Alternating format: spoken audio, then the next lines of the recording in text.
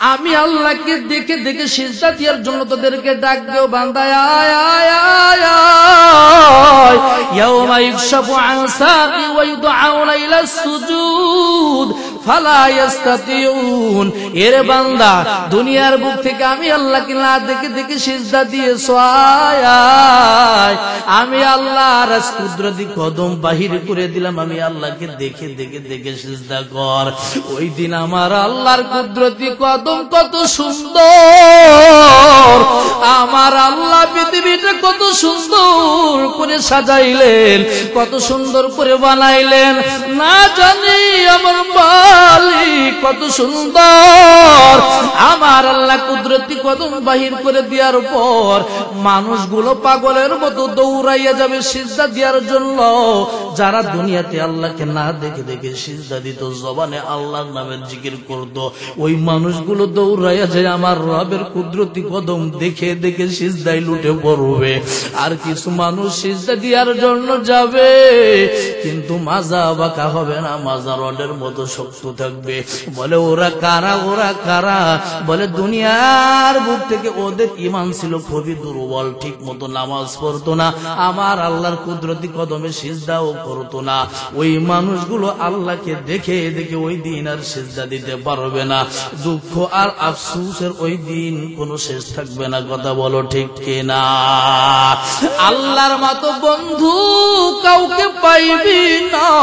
আল্লাহর সঙ্গে গভীর সম্পর্ক আর বন্ধুত্ব যদি হয়, এর বান্দা দুনিয়াতেও তোর কোনো চিন্তা নাই, টেনশন নাই, কবরেও তোর কোনো টেনশন নাই, মৃত্যুতেও তোর কোনো টেনশন নাই, কোনো দুশ্চিন্তা পেরেশানি তোকে স্পর্শ করবে না।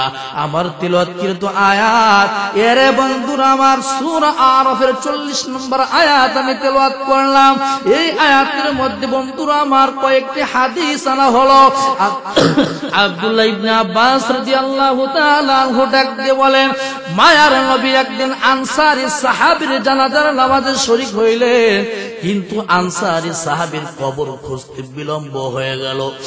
মায়ার নবী রাহমাতুল লিল আলামিন অপেক্ষা করতেছেন দুনিয়ার মধ্য থেকে কোন নামাজি ব্যক্তি, কোন কামেল মুমিন ইমানদার ব্যক্তি যদি দুনিয়ার থেকে বিদায় নেয়, ওই ব্যক্তির মৃত্যুর নিকটবর্তী যখন হয়, মৃত্যুর শয্যায় মৃত্যু হবে এমন সময় আমি নবী মুহাম্মদ বলে গেলাম, আসমান থেকে সাদা ধবধবে চেহারা বিশিষ্ট একদল ফেরেশতা আল্লাহ পাঠায়া দেয়। এই চেহারা বিশিষ্ট সুন্দর সাদা ধবধবে চেহারা এই ফেরেশতাগুলো এসে এই মুমিন ব্যক্তির মৃত্যুর সময় চতুর্পাশে ঘেরাও করে বসে থাকে। মালাকুল মাউত আসার আগেই তারা হাজির, মালাকুল মাউতের অপেক্ষা হয়। মালাকুল মাউত যখন আইসা ইমানদার ব্যক্তির জানটা রুহটা কবজ করে, রুহটা কবজ করার সময় কি বলে জানো? ইয়া আইয়াতুহান নাফসুল মুতমাইন্না ইরজিই ইলা রাব্বিকি রাদিয়াতাম মারদিয়া ফাদখুলি ফি ইবাদি ওয়াদখুলি জান্নাতি। চিৎকার দিয়ে বলো আল্লাহু আকবার। মায়ার নবী উদাহরণ দিলেন, এই যে বোতলের মধ্যে পানি, মুটকিটা খুলে দেওয়ার পরেও আমি যদি এইভাবে পানি ঢালি সহজে পানি পড়ে, কথা বলেন না কেন? আমার মার নবী ডাকতে বলে, সাহাবী মুমিন ইমানদার ব্যক্তি এর রূহটা কবজ করার সময় বোতলের পানি যেমন অনায়াসে পড়লো, এইভাবে বন্ধুরা আমার তার রূহকে আজরাইল ডাক দিবে, অনায়াসে তার রূহটা এই দেহ থেকে বাহির হয়ে আসবে। কোনো কষ্ট নাই, কোনো দুঃখ নাই, কোনো কষ্ট নাই, কারণ তাকে জান্নাতের সুসংবাদ দেওয়া হয়েছে, তাকে ডাকা হইতেছে। খুশি মনে সন্তুষ্ট চিত্তে মুমিন বান্দার রূহটা বাহির হয়ে আসবে। এরে বন্ধুরা আমার, এবার চতুর্পাশে সাদা দবদবে চেহারা বিশিষ্ট যেই ফেরেশতাদের দলগুলো বসা ছিল, মালাকুল মাউত আজরাইল আসলো, রূহকে বাহির হইতে বলল। মুহূর্তের মধ্যে রূহটা বাহির হয়ে গেল। ওই রূহটাকে বন্ধুরা আমার চতুর্পাশের এই সমস্ত সাদা দবদবে চেহারা বিশিষ্ট ফেরেশতাদের হাতের মধ্যে দিলেন। রূহটা দেওয়ার সঙ্গে এই দল ফেরেশতারা রূহটা লইয়া আসমানের দিকে রওনা করলেন। পথিমধ্যে একদল ফেরেশতাদের সঙ্গে সাক্ষাৎ হয়ে গেল, দেখা হয়ে গেল। ওই দল ফেরেশতারা ডাক দিয়ে বলতেছে, ওই দল ফেরেশতারা ডাক দিয়ে বলে, তোমরা কার রূহ লইয়া আসমান পানে রওনা করলা? এই রূহ কার রূহ?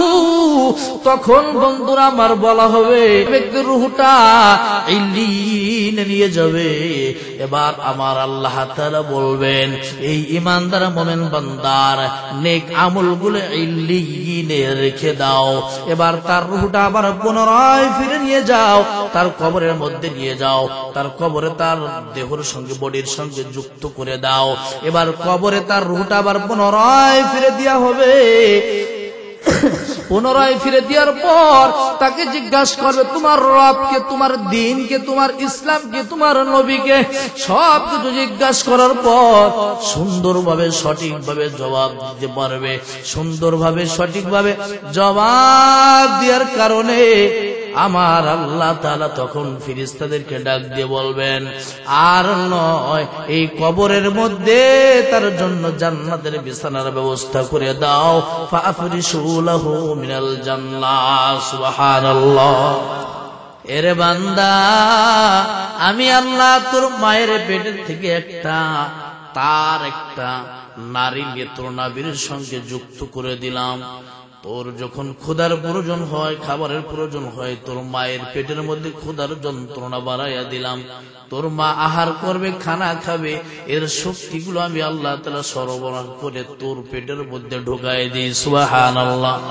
এরপরে তোর মুখের মধ্যে আমি তোর মায়ের পেটে থাকার পরেও মুখের মধ্যে কোনো খাবার ঢুকাই নাই। তার কারণ এই জবান পাক রাখবি, পাক।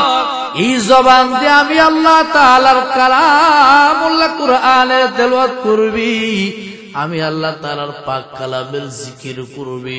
তোর জবান দিয়ে সুবহানাল্লাহ শোভা পায়, তোর জবান দিয়ে আলহামদুলিল্লাহ শোভা পাইবে, তোর জবান দিয়ে আল্লাহ আল্লাহ আল্লাহ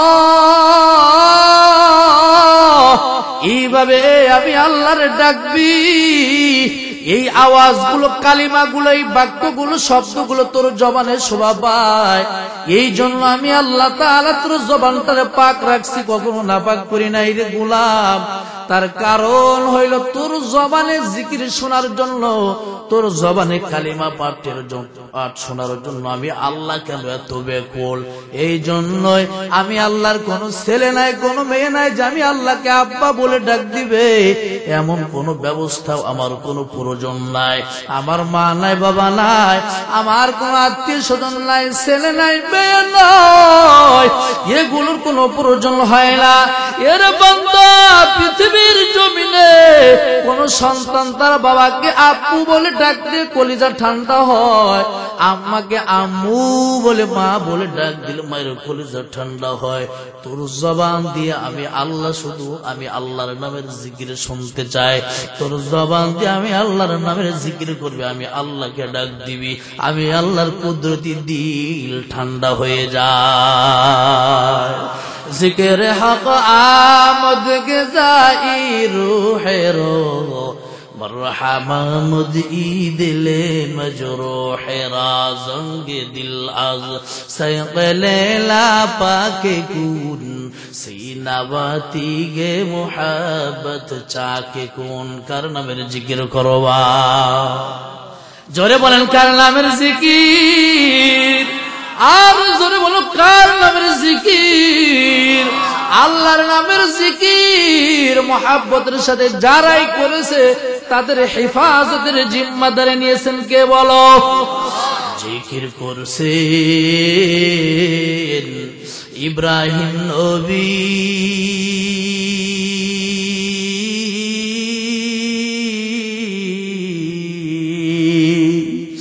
নমরুদের আগুনে ফেলি, আগুন হইল ফুল বাগিচা, আগুন হইল ফুল বাগিচা, নবীর পশম জ্বলে না।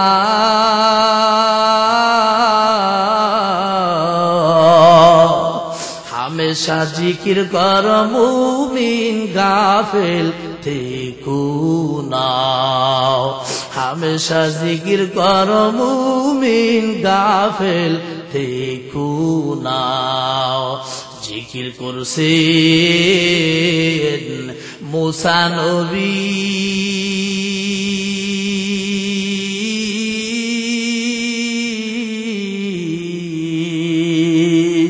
তুর পাহাড়ে গেলেন চলি, খুদার নূরে পাহাড় জলে, খুদার নূরে পাহাড় জলে, নবী মুসা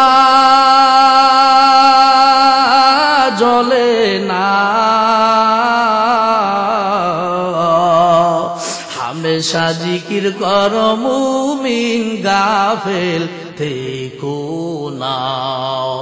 হামেশা জিকির করো মুমিন গাফেল থেকো নাও। জিকির করছেন নবী ওলি,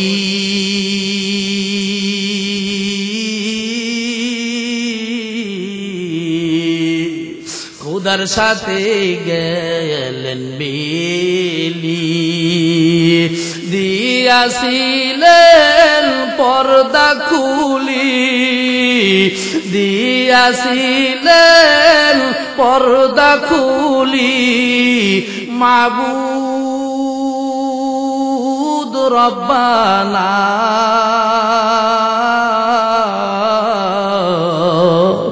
হামেশা জিকির করো মুমিন গাফেল থেকো নাও। হামেশা জিকির করো মুমিন গাফেল থেকো না। চিৎকার দিয়ে আমার আল্লাহর একটা মহব্বতের সাথে ডাক দাও, আল্লাহু আকবার। মুসলমান, এই জবান দিয়ে আল্লাহকে ডাকার মজা কত সুন্দর, কত মধুময়। যদি প্রেম আর ইশকের আগুন আর জ্বালানি আল্লাহর যদি ডাকতে বলো, তাহলে অন্তরে মজা পাইবে। ভিতরেই যদি প্রেম না থাকে, ওই মালিকের নামের জিকিরের স্বাদ আর মজা পাইবে না, ঠিক কিনা? যে যারে চেনে তার জীবন দিয়া হইলেও মানে, আগে রবকে চেনো, আগে রবকে চেনো, রবকে মানো। রবের গোলামি দাসত্বের মাধ্যমে এরে বন্ধুরা আমার অন্তরের মধ্যে প্রেম আকর্ষণ জাগ্রত হবে। এরপরে যখন আল্লাহরে আল্লাহ বলে ডাক দিবে, আল্লাহর নামে জিকির করবে, অন্তরের মধ্যে খোদা প্রদত্ত নূর আর শান্তি দিয়ে দেবেন কে? আমার আল্লাহ বলেন, বান্দা দুনিয়াতে আমি আল্লাহর আপন বলতে কেউ নয়। এ বান্দা তোর জবানটা দিয়ে আমি আল্লাহর নামে জিকির করবি। আকরাবু মা ইয়াকুনুল আবদু মির রাব্বিহি ওয়া হুয়া সাজিদ। কোন বান্দা যদি আমি আল্লাহর নিকটবর্তী হতে চায়, ওই বান্দা যেন আমি আল্লাহর কুদরতি কদমে মাথা নত করে দেয়। আমি আল্লাহর কুদরতি কদমে বান্দা যখন মাথা নত করে বলে সুবহান রাব্বিয়াল আলা, সুবহান রাব্বিয়াল আলা, আমি আল্লাহর মহিমা পবিত্রতা যখন ঘোষণা করে, আমি আল্লাহ আর বান্দার মধ্যে কোনো পর্দা থাকে না, আমি আল্লাহর কুদরতি কদম বান্দার দিকে বাড়ায় দিই। সুবহানাল্লাহ। দুনিয়ার মধ্যে আমি আল্লাহকে না দেখে সিজদা দিলি, হাসর মাহশরে আমি আল্লাহকে দেখে দেখে সিজদা দেওয়ার জন্য তোদেরকে ডাক দেও, বান্দা আয় আয় আয় আয়। ইয়াউমা ইউকশাফু আন সাকি ওয়া ইউদআউনা ইলা সুজুদ ফালা ইস্তাতিউন। এরে বান্দা দুনিয়ার বুক থেকে আমি আল্লাহকে না দেখে দেখে সিজদা দিয়েছ, আয় আয় আমি আল্লাহর কুদরতি কদম বাহির করে দিলাম, আমি আল্লাহকে দেখে দেখে দেখে সিজদা কর। ওই দিন আমার আল্লাহর কুদরতি কদম কত সুন্দর, আমার আল্লাহ পৃথিবীটা কত সুন্দর করে সাজাইলেন, কত সুন্দর করে বানাইলেন, না জানি আমার মালিক কত সুন্দর। আমার আল্লাহ কুদরতি কদম বাহির করে দেওয়ার পর মানুষগুলো পাগলের মতো দৌড়াইয়া যাবে সিজদা দেওয়ার জন্য। যারা দুনিয়াতে আল্লাহকে না দেখে দেখে সিজদা দিত, জবানে আল্লাহর নামের জিকির করত, ওই মানুষগুলো দৌড়াইয়া যায় আমার রবের কুদরতি কদম দেখে দেখে সিজদায় লুটে পড়বে। আর কিছু মানুষ সিজদা দেওয়ার জন্য যাবে, কিন্তু মাজা বাঁকা হবে না, মাজা রডের মতো শক্ত থাকবে। বলে ওরা কারা, ওরা কারা? বলে দুনিয়ার বুক থেকে ওদের ঈমান ছিল খুবই দুর্বল, ঠিক মতো নামাজ পড়তো না, আমার আল্লাহর কুদরতি কদমে সিজদাও করতো না। ওই মানুষগুলো আল্লাহকে দেখে দেখে ওই দিন আর সিজদা দিতে পারবে না। দুঃখ আর আফসোসের ওই দিন কোনো শেষ থাকবে না। কথা বলো ঠিক কিনা? আল্লাহর মতো বন্ধু কাউকে পাইবি না। আল্লাহর সঙ্গে গভীর সম্পর্ক আর বন্ধুত্ব যদি হয়, এর বান্দা দুনিয়াতেও তোর কোনো চিন্তা নাই, টেনশন নাই, কবরেও তোর কোনো টেনশন নাই, মৃত্যুতেও তোর কোনো টেনশন নাই, কোনো দুশ্চিন্তা পেরেশানি তোকে স্পর্শ করবে না। আমার তিলাওয়াতকৃত আয়াত, এরে বন্ধুরা আমার, সূরা আরাফের 40 নম্বর আয়াত আমি তেলাওয়াত করলাম। এই আয়াতের মধ্যে বন্ধুরা আমার কয়েকটি হাদিস আনা হলো। আব্দুল্লাহ ইবনে আব্বাস রাদিয়াল্লাহু তাআলা আনহু ডাক দিয়ে বলেন, মায়ার নবী একদিন আনসারী সাহাবীর জানাজার নামাজে শরীক হইলেন, কিন্তু আনসারী সাহাবীর কবর খুঁজতে বিলম্ব হয়ে গেল। মায়ার নবী রাহমাতুল লিল আলামিন অপেক্ষা করতেছেন, অন্যান্য সাহাবীরাও পর্যন্ত জানাজার জন্য অপেক্ষা করতেছেন। মায়ার নবী হঠাৎ করে মাথাটারে উঁচু করলেন, মাথাটা উঁচু কইরা সাহাবীদের উদ্দেশ্যে ডাকতে বলতেন, সাহাবীরা, দুনিয়ার মধ্য থেকে কোন নামাজি ব্যক্তি, কোন কামেল মুমিন ইমানদার ব্যক্তি যদি দুনিয়ার থেকে বিদায় নেয়, ওই ব্যক্তির মৃত্যুর নিকটবর্তী যখন হয়, মৃত্যুর শয্যায় মৃত্যু হবে এমন সময় আমি নবী মুহাম্মদ বলে গেলাম, আসমান থেকে সাদা ধবধবে চেহারা বিশিষ্ট একদল ফেরেশতা আল্লাহ পাঠায়া দেয়। এই চেহারা বিশিষ্ট সুন্দর সাদা ধবধবে চেহারা এই ফেরেশতাগুলো এসে এই মুমিন ব্যক্তির মৃত্যুর সময় চতুর্পাশে ঘেরাও করে বসে থাকে। মালাকুল মাউত আসার আগেই তারা হাজির, মালাকুল মাউতের অপেক্ষা হয়। মালাকুল মাউত যখন আইসা ইমানদার ব্যক্তির জানটা, রুহটা কবজ করে, রুহটা কবজ করার সময় কি বলে জানো? ইয়া আইয়াতুহান নাফসুল মুতমাইন্না ইরজিই ইলা রাব্বিকি রাদিয়াতাম মারদিয়া ফাদখুলি ফি ইবাদি ওয়াদখুলি জান্নাতি। চিৎকার দিয়ে বলো আল্লাহু আকবার। মায়ার নবী উদাহরণ দিলেন, এই যে বোতলের মধ্যে পানি, মুটকিটা খুলে দেওয়ার পরেও আমি যদি এইভাবে পানি ঢালি সহজে পানি পড়ে, কথা বলেন না কেন? আমার মায়ার নবী ডাকতে বলে, সাহাবী, মুমিন ইমানদার ব্যক্তি এর রূহটা কবজ করার সময় বোতলের পানি যেমন অনায়াসে পড়লো, এইভাবে বন্ধুরা আমার তার রূহকে আজরাইল ডাক দিবে, অনায়াসে তার রূহটা এই দেহ থেকে বাহির হয়ে আসবে। কোনো কষ্ট নাই, কোনো দুঃখ নাই, কোনো কষ্ট নাই, কারণ তাকে জান্নাতের সুসংবাদ দেওয়া হয়েছে, তাকে ডাকা হইতেছে। খুশি মনে সন্তুষ্ট চিত্তে মুমিন বান্দার রূহটা বাহির হয়ে আসবে। এরে বন্ধুরা আমার, এবার চতুর্পাশে সাদা দবদবে চেহারা বিশিষ্ট যেই ফেরেশতাদের দলগুলো বসা ছিল, মালাকুল মাউত আজরাইল আসলো, রূহকে বাহির হইতে বলল। মুহূর্তের মধ্যে রূহটা বাহির হয়ে গেল। ওই রূহটাকে বন্ধুরা আমার চতুর্পাশের এই সমস্ত সাদা দবদবে চেহারা বিশিষ্ট ফেরেশতাদের হাতের মধ্যে দিলেন। রূহটা দেওয়ার সঙ্গে এই দল ফেরেশতারা রূহটা লইয়া আসমানের দিকে রওনা করলেন। পথিমধ্যে একদল ফেরেশতাদের সঙ্গে সাক্ষাৎ হয়ে গেল, দেখা হয়ে গেল। ওই দল ফেরেশতারা ডাক দিয়ে বলতেছে, ওই দল ফেরেশতারা ডাক দিয়ে বলে, তোমরা কার রূহ লইয়া আসমান পানে রওনা করলা? এই রূহ কার রূহ? তখন বন্ধুরা আমার বলা হবে, ব্যক্তির রূহটা ইল্লিনে নিয়ে যাবে। এবার আমার আল্লাহ তাআলা বলবেন, এই ঈমানদার মুমিন বান্দার নেক আমলগুলো ইল্লিনে রেখে দাও। এবার তার রূহটা আবার পুনরায় ফিরে নিয়ে যাও, তার কবরের মধ্যে নিয়ে যাও, তার কবরে তার দেহের সঙ্গে বডির সঙ্গে যুক্ত করে দাও। এবার কবরে তার রূহটা আবার পুনরায় ফিরে দেওয়া হবে। পুনরায় ফিরে দেওয়ার পর তাকে জিজ্ঞাসা করবে, তোমার রবকে, তোমার দ্বীনকে, তোমার ইসলামকে, তোমার নবীকে, সব কিছু জিজ্ঞাসা করার পর সুন্দরভাবে সঠিকভাবে জবাব দিতে পারবে। সুন্দরভাবে সঠিকভাবে জবাব দেওয়ার কারণে আমার আল্লাহ তাআলা তখন ফেরেশতাদেরকে ডাক দিয়ে বলবেন, আর নয়, এই কবরের মধ্যে তার জন্য জান্নাতের বিছানার ব্যবস্থা করে দাও। ফাফরিশু লাহু মিনাল জান্নাহ। সুবহানাল্লাহ। আল্লাহ বলবেন, ও তো ঈমানদার, ও সঠিক জবাব দিতে পেরেছে, ওর মধ্যে আমি আল্লাহ খুশি হয়ে গেলাম। এবং নবীর আদর্শ মাফিক জীবনে চলার কারণে নবীজিকে কবরে হাজির করার পরে নবীকে দেখানো হলো, বলা হলো, মান হাযার রাজুল, বলো এই মহান ব্যক্তিকে। তুমি বলো, হাযার রাজুল নবিয়ুনা মুহাম্মদুর রাসূলুল্লাহ সাল্লাল্লাহু আলাইহি ওয়াসাল্লাম। বলেন, ইনি আমাদের নবী মুহাম্মদ রাসূলুল্লাহ সাল্লাল্লাহু আলাইহি ওয়াসাল্লাম, যার জীবন আদর্শ জীবনে বাস্তবায়ন করেছিলাম।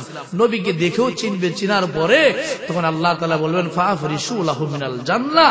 তখন কি করো, তার কবরের মধ্যে জান্নাত থেকে জান্নাতের বিছানা এনে কবরে বিছায়া দাও। শুধু তাই নয়, দুনিয়ার মানুষ তাকে কি করেছে, এই যে পাতলা তিনটা সাদা টুকরা, সাদা তিনটা পাতলা কাপড়ের টুকরা দিয়ে তাকে কাফনের ব্যবস্থা করে দিয়েছে। তাই ফেরেশতারা ওয়ালা বিসুহু মিনাল জান্নাহ, জান্নাত থেকে ভিআইপি কাফনের কাপড়, ভিআইপি জামা, ভিআইপি পোশাক এনে ওকে নতুন করে আবার পরায় দাও। সুবহানাল্লাহ। এবার তার কবরের দরজাটা উন্মুক্ত করে জান্নাতের দরজার সঙ্গে অ্যাডজাস্ট করে দাও। সুবহানাল্লাহ। ওই জান্নাত সে কবর থেকে দেখবে বিচার দিবসের আগ পর্যন্ত, এবং কবরের মধ্যে জান্নাত থেকে সুঘ্রাণ তার কবরের মধ্যে পৌঁছে দিয়া থাকবে, পৌঁছাতে থাকবে অনবরত। বিচার দিবসের আগ পর্যন্ত মুমিন ঈমানদার, জিকির করনেওয়ালা, পাঁচ ওয়াক্ত নামাজ পড়নেওয়ালা, ঈমানদার, মুত্তাকি, পরহেজগার ব্যক্তির কবরের মধ্যে জান্নাতের থেকে সুঘ্রাণ অলরেডি তার কবরে চলতেই থাকবে, চলতেই থাকবে। সুবহানাল্লাহ। পক্ষান্তরে কোন বেঈমানের রূহ কবজ করার সময় রূহটা কবজ করার ক্ষেত্রে কেমন হবে, যেমন কাঁটা যুক্ত, যেমন গোলাপ ফুল গাছে যেমন কাঁটা থাকে, কাঁটা যুক্ত বড়ই গাছের একটি ডাল বলেন, কথার কথা, কাঁটা যুক্ত একটি শাখা, একটি ডাল, এটাকে যদি পশম অলা কোন কিছুর সঙ্গে যদি এটারে কি করা হয়, মোড়াই দিয়ে যায়, এর মধ্য থেকে কাঁটাটা টান দিয়ে বাহির করতে যেভাবে কষ্ট হয়, পশমে জ্বর তুলাই জড়াই গেলে বাহির করা কি সব সহজ হয় না কঠিন হবে? কঠিন না? তখন এইটা বাহির করতে যে পরিমাণ কষ্ট, টেনে ছিঁড়ে একেবারে চূর্ণ বিচূর্ণ হয়ে যেতে পারে, তো বেঈমানের রূহটা বাহির করার সময় এতটা কষ্ট হবে। এবার তার রূহ বাহির করার পরে তার রূহটা কি করবে, আসমানের দিকে নিয়ে যাবে। আল্লাহ বলতেছেন, লা তুফাত্তাহু লাহুম আবওয়াবুস সামা, লা তুফাত্তাহু লাহুম আবওয়াবুস সামা, তাদের জন্য আসমানের সব দরজাগুলো বন্ধ হয়ে যাবে। আসমানের কোন দরজা বেঈমানের জন্য, কোন গুনাহগার, কোন নাফরমানের জন্য খোলা হবে না। নাউজুবিল্লাহ বলেন। শুধু তাই নয়, আল্লাহ বলেন, এই নাফরমান বেঈমানগুলোর রূহের জন্য আসমানের কোন দরজা খোলা হবে না।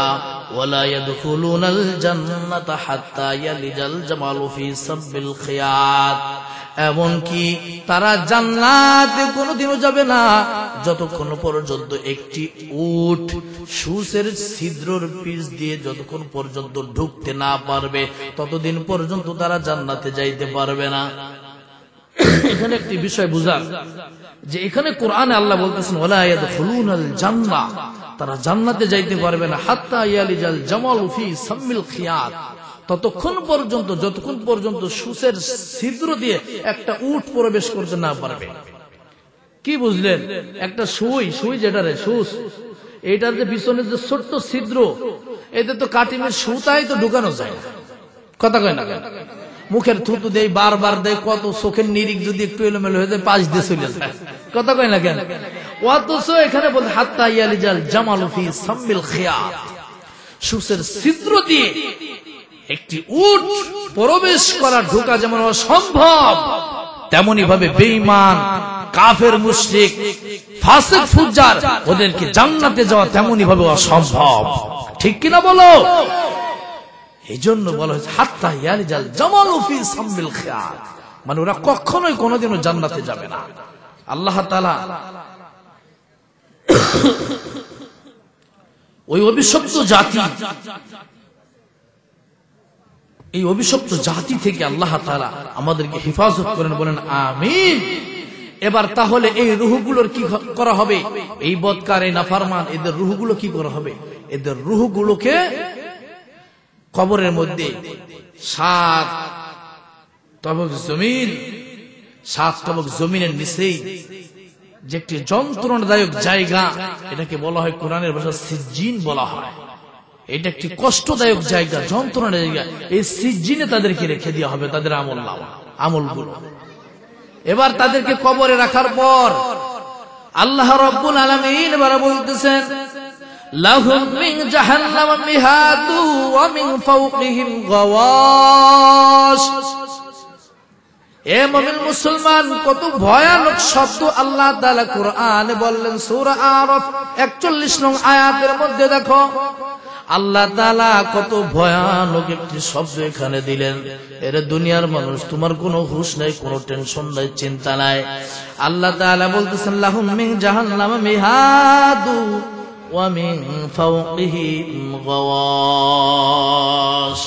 বেঈমানগুলো, নাফরমান, ফাসিক, ফুজ্জার, ইসলামের দুশমন, আলেম ওলামাদের দুশমন, কোরআনের দুশমন, এই বেঈমানগুলোর কবরের মধ্যে জান্নাতের বিছানাও বিছানো হবে না।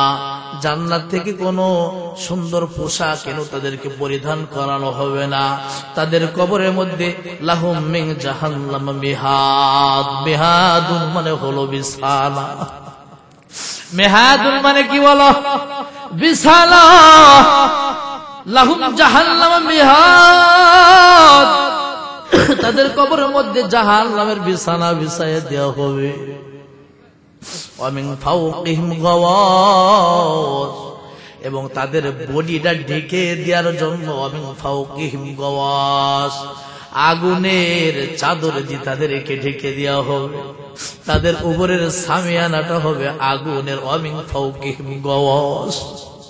নেককারদেরকে আল্লাহ বলেন, নেককারের জন্য ওয়ালা বিসুহু মিনাল জান্নাহ, জান্নাতের পোশাক পরায়া দে। আর বেঈমান নাফরমানের কবরে লাহুম জাহান্নামা, লাহুম মিন জাহান্নামা মিহাদু ওয়া মিন ফাওকিহিম গাওয়াশ।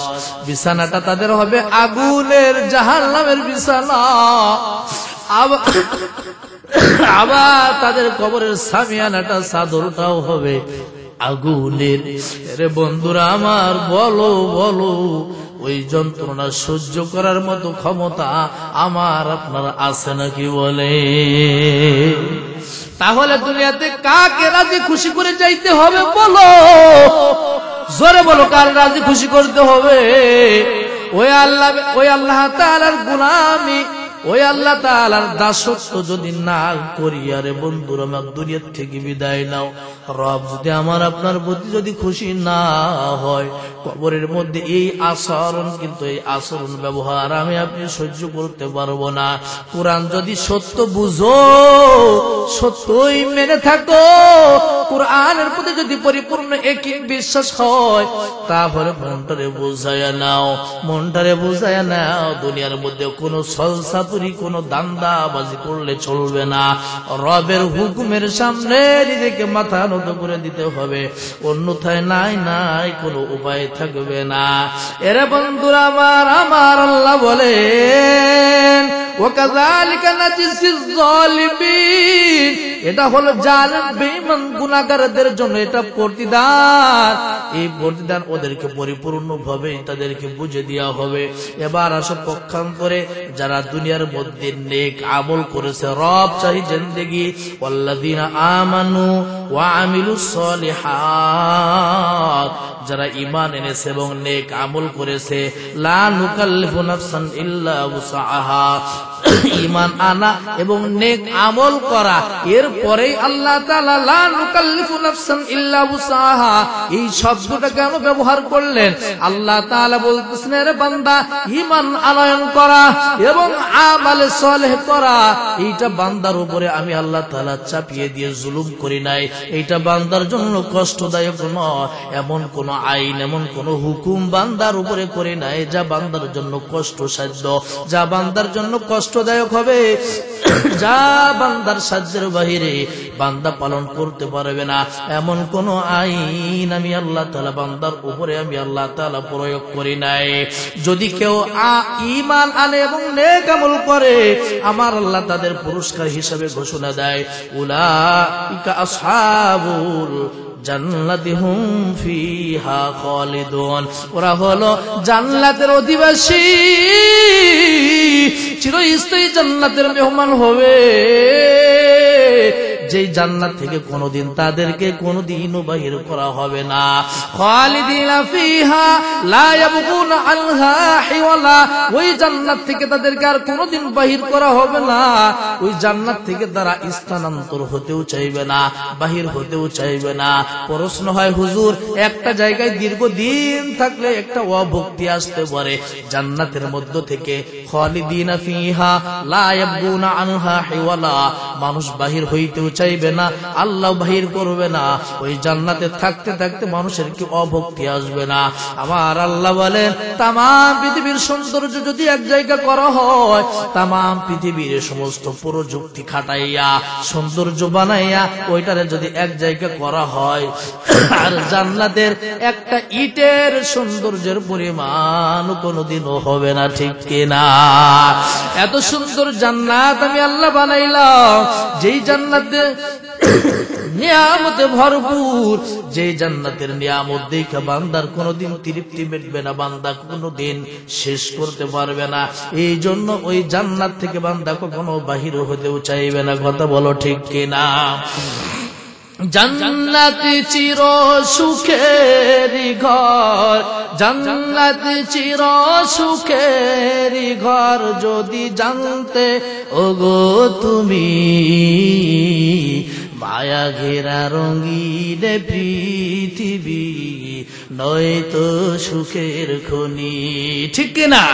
মায়া ঘেরা রঙিন পৃথিবী নয়তো সুখের খনি, জান্নাত চির সুখের ঘর, জান্নাত চির সুখের ঘর, যদি জানতে ওগো তুমি, মায়া ঘেরা রঙিন পৃথিবী নয়তো সুখের খনি, মায়া ঘেরা রঙিন পৃথিবী নয়তো সুখের খনি। লাকাদ খালাকনাল ইনসানা ফি কাবদ, আল্লাহু আকবার। আল্লাহ বলেন, পৃথিবীটা সুখের ঠিকানা নয়, পৃথিবীটা সুখের কোনো জায়গা নয়। মানুষকে আমি আল্লাহ সৃষ্টি করেছি কষ্ট ক্লেশের মধ্যে। তোমাদের আদি পিতা বাবা আদম আলাইহিস সালাতু ওয়াস সালাম যখন পৃথিবীর বুকে সর্বপ্রথম মানুষ, প্রথম নবী, পৃথিবীর বুকে সর্বপ্রথম পদার্পণ করলেন, আগমন করলেন। এখন তো দুনিয়ায় চলতে গেলে তার খাবারের ব্যবস্থা করা লাগবে, রিজিকের ব্যবস্থা করা লাগবে। আমার আল্লাহ জিবরিল আমিনকে ডাক দিয়ে বলে, ও জিবরিল আমিন, আদমের খাবারের ব্যবস্থা করো। আল্লাহ জিবরিল আমিন বলে, আল্লাহ কেমন করে ব্যবস্থা করব? আল্লাহ বলে, জান্নাত থেকে কিছু গমের দানা নিয়ে যাও, এই গমের দানা নিয়ে জমিনের মধ্যে ছড়ায়া ছিটাইয়া দাও। আদমকে কৃষিকাজের শিক্ষা দাও, জমিনের মধ্যে ছড়ায়া ছিটাইয়া দিল। এরপরে বন্ধুরা আমার, মুহূর্তের মধ্যে গম গাছ হয়ে গেল, মুহূর্তের মধ্যে দানা হয়ে গেল, পেকে গেল, পিষ্ট হয়ে গেল, রুটি তৈরি হয়ে গেল। এর বন্ধুরা আমার, রুটিটা বাবা আদমের সামনে হাজির করা হলো। নিজে রুটিটা মুখের মধ্যে নিয়ে খাইতে যাবেন, হাতের দিকে তখনই রুটিটা পুরে পাহাড়ের পাদদেশে পড়ে গেল। বাবা আদম আলাইহিস সালাতু ওয়াস সালাম ক্ষুধারত অবস্থায় মনটা বড় মলিন কইরা আবার পাহাড় থেকে নিচে নামতে শুরু করলেন, পাহাড় থেকে নিচে রুটি পর্যন্ত নামা শুরু করলেন, কারণ খাবারের বিকল্প কোনো ব্যবস্থা নাই। ওই একটা রুটি ব্যবস্থা আল্লাহ করেছেন জিবরিল আমিনের মাধ্যমে। এবার বন্ধুরা আমার, বাবা আদম আলাইহিস সালাতু ওয়াস সালাম যখন